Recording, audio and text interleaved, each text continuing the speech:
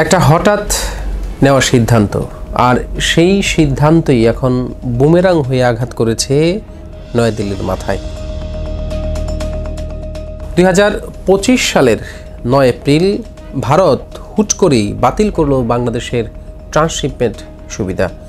মনে হচ্ছিল এতে বিপদে পড়বে বাংলাদেশ, সীমান্ত বাণিজ্য থমকে দাঁড়াবে, রপ্তানিকারকরা ক্ষতিগ্রস্ত হবেন।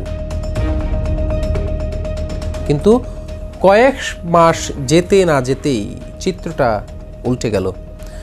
ক্ষতিটা বাংলাদেশের নয়, বরং ভারতেরই। আর সবচেয়ে করুণ অবস্থায় পড়েছে সীমান্ত ঘেঁষা রাজ্য ত্রিপুরা, যাকে ঘিরে একসময় উন্নয়নের স্বপ্ন দেখাতেন নরেন্দ্র মোদী।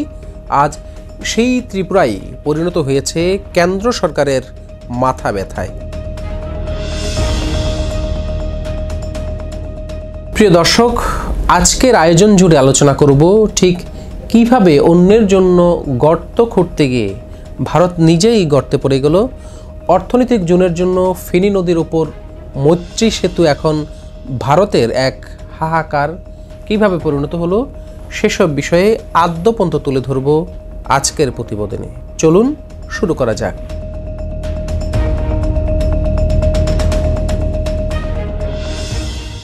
সংকটের শুরু হয় ভারতের অনুগত সরকারের পতনের মধ্য দিয়ে। ডক্টর ইউনূস সরকার দায়িত্ব নেওয়ার পর থেকে একে একে দরজা বন্ধ হতে থাকে।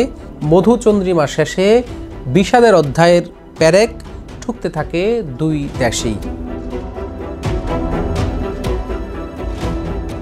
ভারত হুট করেই বাতিল করে বাংলাদেশের ট্রান্সশিপমেন্ট সুবিধা। ভারত ভেবেছিল এতে বুঝি বাংলাদেশ হাত পা ধরে বসবে ভারতের, কিন্তু না। নিজেদের সক্ষমতা ব্যবহার করে খুব দ্রুতই ঘুরে দাঁড়ায় বাংলাদেশ। সম্পর্কের অবনতিতে বাংলাদেশ থেকে পণ্য না ঢোকায় ত্রিপুরা বাজারে এখন শুরু হয়েছে নিত্য পণ্যের অভাব। আগে যেসব পণ্য সীমান্ত দিয়ে কয়েক ঘন্টা পৌঁছে যেত, এখন সেগুলো আসছে দীর্ঘ পথ পাড়ি দিয়ে।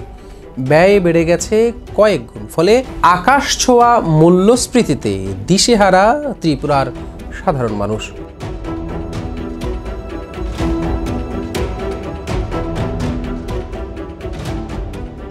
শুধু তাই নয়, সীমান্ত হাট বন্ধ হয়ে যাওয়ার ছোট ব্যবসায়ীরা কার্যত পথে বসেছে। যেসব পণ্য শুল্কমুক্ত হয়ে সস্তায় পাওয়া যেত, আজ তার দাম নাগালের বাইরে। ত্রিপুরায় সীমান্ত নির্ভর অর্থনীতি ভেঙে পড়েছে প্রতিদিন। সবচেয়ে বড় আঘাত লেগেছে ভারতের কোটি কোটি টাকার অবকাঠামো বিনিয়োগে।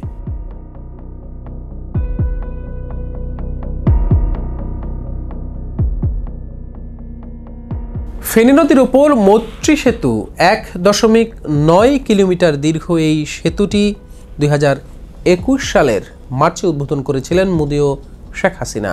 ব্যয় হয়েছিল 133 কোটি রুপি। চট্টগ্রাম ও মোংলা বন্দরের সঙ্গে সহজ সংযোগ ঘটিয়ে কলকাতা থেকে উত্তর পূর্বাঞ্চলে দ্রুত পণ্য আনার স্বপ্ন দেখানো হয়েছিল এই সেতুর মাধ্যমে। কিন্তু এখন সেই সেতুটি কার্যত অচল, কারণ বাংলাদেশের দরজা বন্ধ। একইভাবে 230 কোটি টাকার সাবরুম ইন্টিগ্রেটেড চেকপোস্ট এখন চালু হয়নি। 2023 সালের নভেম্বরে উদ্বোধন করা হয়েছিল আগরতলা আখাউড়া রেল সংযোগ। চালু হলে আগরতলা থেকে কলকাতার দূরত্ব 1559 কিলোমিটার থেকে নেমে আসত মাত্র 500 কিলোমিটারে। কিন্তু প্রকল্পটা এখন অনির্দিষ্টকালের জন্য স্থগিত। এর পাশাপাশি সাবরুমে 635 কোটি রুপির প্রথম স্পেশাল ইকোনমিক জোনও পড়ে আছে। উন্নয়নের দৌড়ে মোদির প্রতিটি স্বপ্ন তাই এখন ভেঙে যাচ্ছে বাংলাদেশের রাজনৈতিক বাস্তবতায়। ত্রিপুরার জন্য আরেকটি বড় আয়ের উৎস ছিল বাংলাদেশ থেকে চিকিৎসা পর্যটন।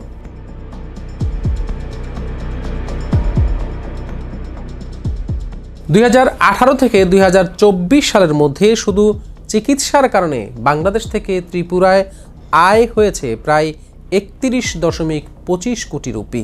শুধু অ্যাপোলো হাসপাতালে 2023-24 অর্থ বছরে বাংলাদেশি রোগীদের কাছ থেকে আয় হয়েছে 320 কোটি রুপি। কিন্তু রাজনৈতিক অস্থিরতা আর ভিসা জটিলতায় 2024-25 অর্থ বছরে আয় কমে দাঁড়িয়েছে মাত্র 220 কোটিতে। বাংলাদেশি রোগী ছাড়া ত্রিপুরার স্বাস্থ্য খাত কার্যত মৃত প্রায়। এদিকে ত্রিপুরার মানুষদের অধিকাংশই বাংলাদেশের মাছের উপর নির্ভরশীল। রাজ্যের বার্ষিক মাছের চাহিদার বড় অংশই আসতো বাংলাদেশ থেকে, কিন্তু ট্রান্সশিপমেন্ট বন্ধের পর সেই যোগান থেমে গেছে। ফলাফল, বাঙালির প্রাত্যহিক খাবারে দেখা দিয়েছে সংকট। মাছ আছে বিলাস বস্তু, আর পদ্মার ইলিশের ঘ্রাণও উধাও হয়ে গেছে ত্রিপুরার বাজার থেকে। যদিও পূজা উপলক্ষে কিছু ইলিশ পাঠাচ্ছে দাদাবাবুদের।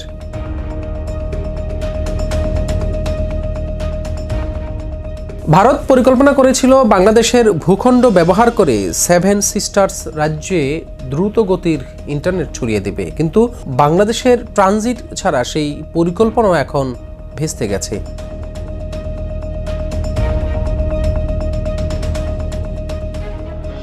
ত্রিপুরা, আসাম, মিজোরাম, মণিপুর, মেঘালয়, অরুণাচল প্রদেশ, নাগাল্যান্ডে এই রাজ্যগুলো কার্যত এক অচল ঘেরাটোপে আটকে গেছে।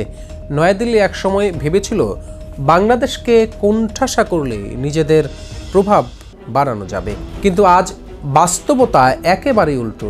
বাংলাদেশকে ছাড়া উত্তর পূর্ব ভারতের কোনো স্বপ্নই বাস্তবায়ন সম্ভব নয়। উল্টো বিদ্রোহী রাজ্যগুলোর অশান্তি দমাতে কেন্দ্র ইতোমধ্যে হিমশিম খাচ্ছে, আর সঙ্গে সঙ্গে হয়েছে ত্রিপুরার ভৌগোলিক ঘেরাটোপ। ভূরাজনীতির অচলাবস্থা যেন অত্যাসন্ন।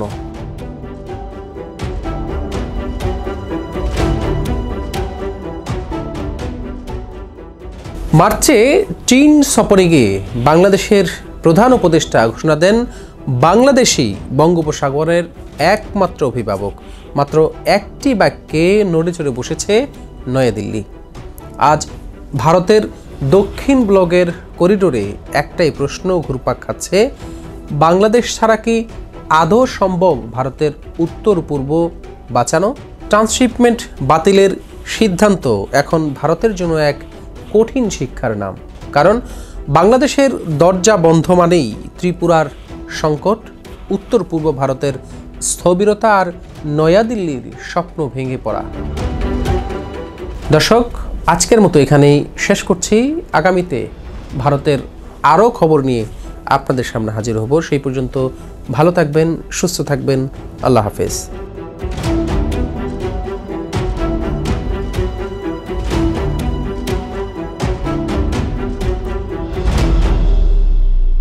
দেশের নাম্বার 1 ট্রেডিং অ্যাপ নিফটি ফার্স্টে পাচ্ছেন ট্রেডিং এর সব সুবিধা, dual exchange access, company analysis, portfolio তৈরি করা সহ আরও অনেক ইউনিক ফিচারের সাথে ট্রেড করতে ডাউনলোড করুন এক্ষুনি।